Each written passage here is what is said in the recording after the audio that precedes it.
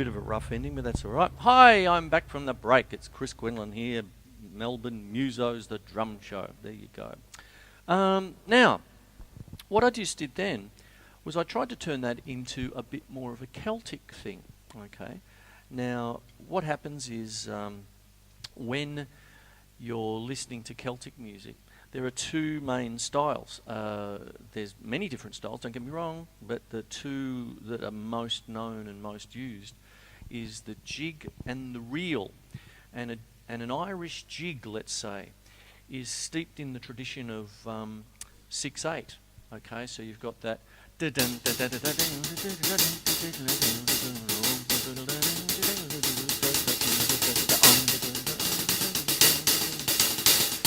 And that kind of rhythm is played on an instrument called a boran, okay? I shouldn't roll my R, a boran, okay? And a good friend of mine, Kyle Meldgaard, is a fantastic boran player, but he makes it talk. And what happens is you've got that kind of...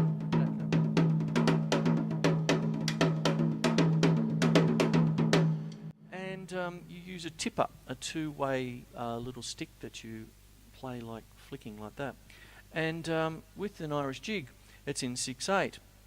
So what I can do is use this little 3 figure with my feet and really do quite a heavy kind of a jig feel. I did mention a reel, but that's not really the subject of tonight. But a reel is in 2/4 with 16th notes. So so 1 and a 2 and a 3. Oh, sorry, pardon me. 1 and a 2 and a 1 and a 2 and a 1 and a 2 and a 1, like that. But let's get back to the jig. Left, right, right.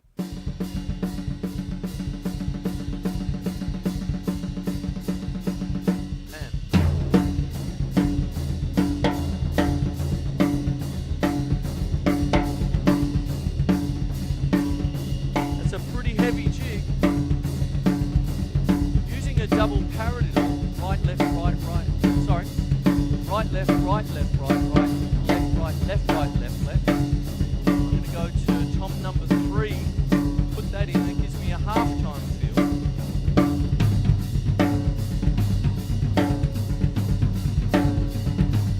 Back to normal triplets if you want.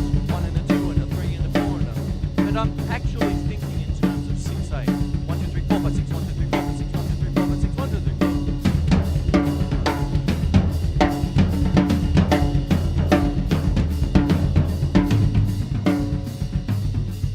Double paradiddle again. Back to that. So could you see the little solo that I was sort of building up? Now, when I play solos, I don't really think in terms of just trying to hit all my drums and all my cymbals as many times as possible within a second. I really do try to improvise a melody, okay? Now, as highfalutin as that is, I try to do different things so that it ends up being a piece of music. Sometimes I write sections out, sometimes I don't. Sometimes I write sketches and I improvise within the form.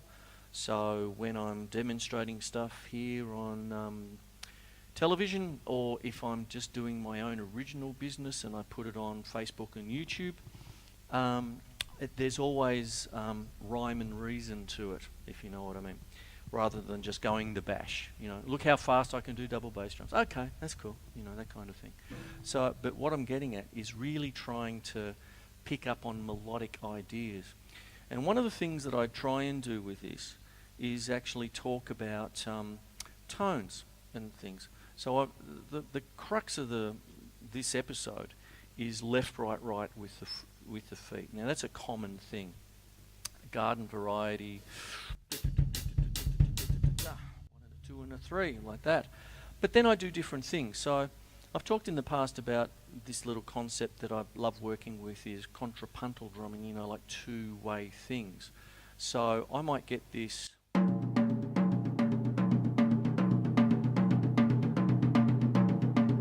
what I'm doing here is that my piccolo toms on the left-hand side, they're tuned to a Phrygian mode.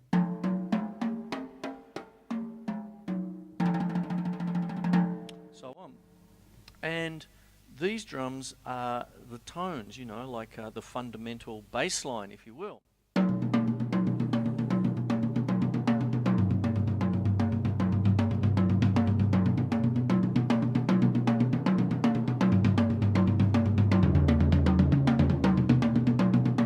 I'm hoping you can hear the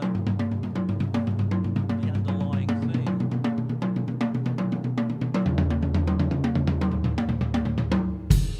Something like that. Now if I put that in. So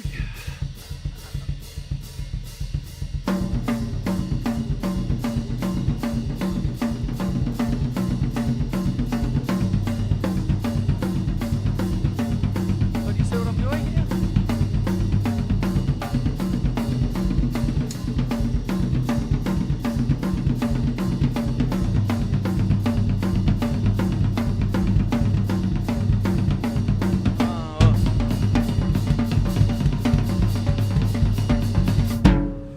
I don't know what that last bit was. I'll call that a coda, hey? So that's what goes on there. And did you see that now I'm just trying to get a little bit tonal with what I'm doing, you see, by doing that. Now, that doesn't need, I'm not telling you to go out and spend $1,000 on your left-hand side of the drum kit. You could do it here. Do it with a 5-piece kit.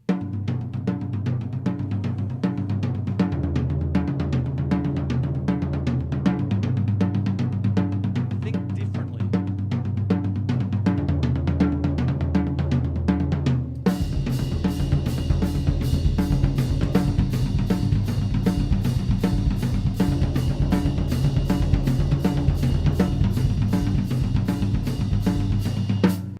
Stuff like that, you know, you just work it up.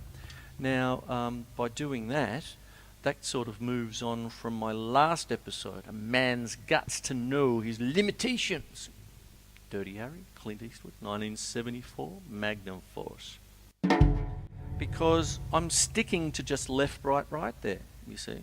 And that's that kind of thing. Now, I've gone on about a lot of different things tonight, and I hope you're getting something out of them. I've gone over polyrhythmic playing.